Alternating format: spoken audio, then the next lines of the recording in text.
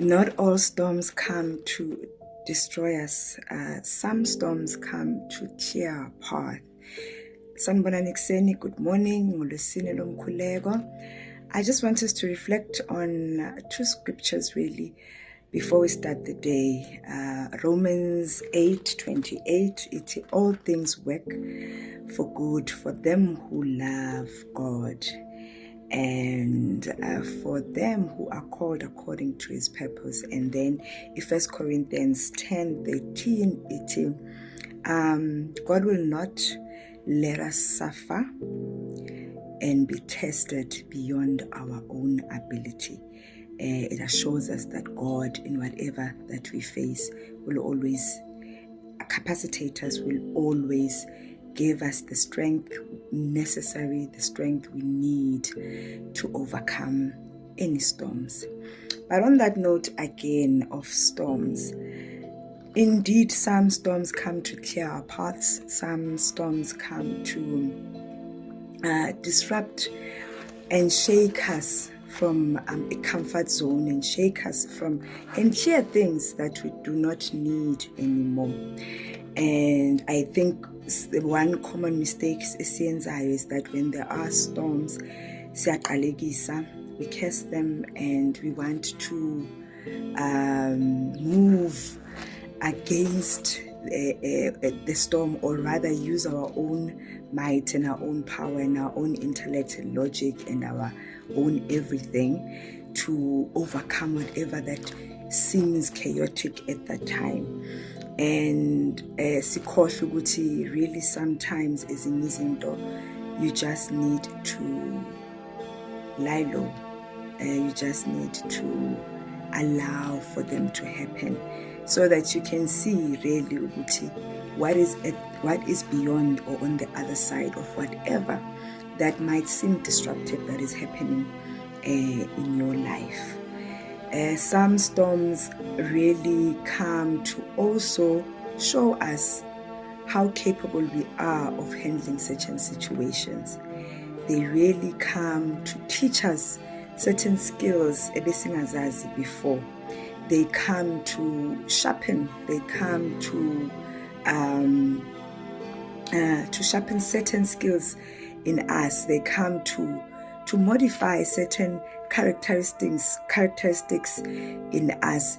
Uzobona ukuthi, hey, actually I am strong because in a certain situation. Ubona ukuthi actually I can solve 1, 2, 3. I can do 1, 2, 3. I'm able to be like this. I'm more resilient than I thought because you have gone through a certain phase that seemed chaotic or disruptive.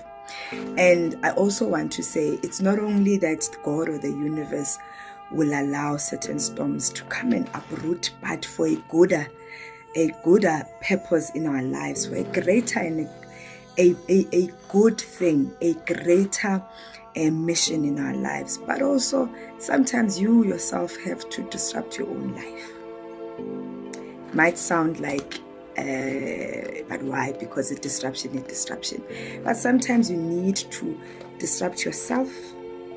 You need to disrupt your own life. Disrupt yourself from certain mental beliefs and thinkings and thoughts and teachings. Disrupt yourself from certain patterns and habits. Disrupt yourself from a certain slumber in your life. Disrupt yourself from certain comforts, and say, no, I need a change. I need a new thing, or I need to grow beyond where I am. And because we're in this comfort zone, or in this thing that you know, this life that you know, the minute you implement change, the minute you talk about change, that is attached or linked to a soul ascension, because disrupting your own life or disrupting yourself, or even disruptions that come from the universe and God,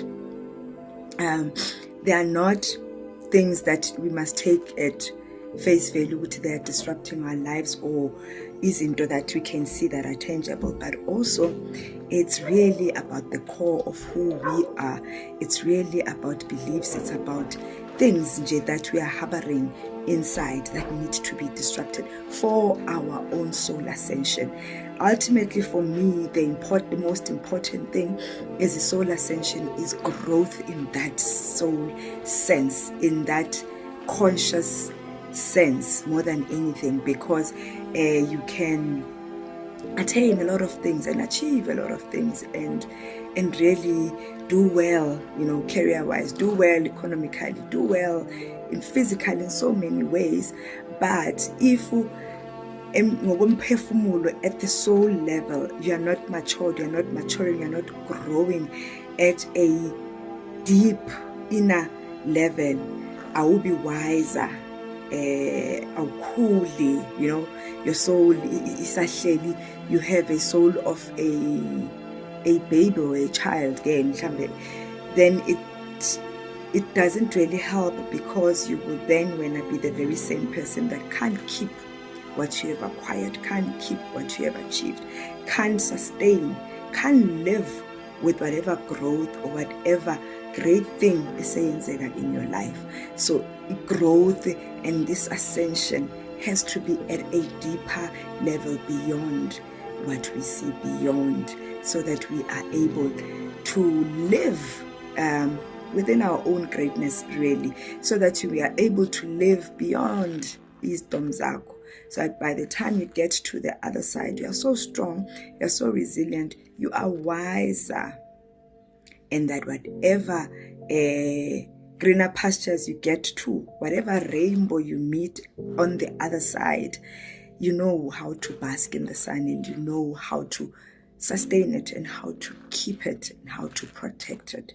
Have a great Thursday, and let us courageously continue in this journey called life.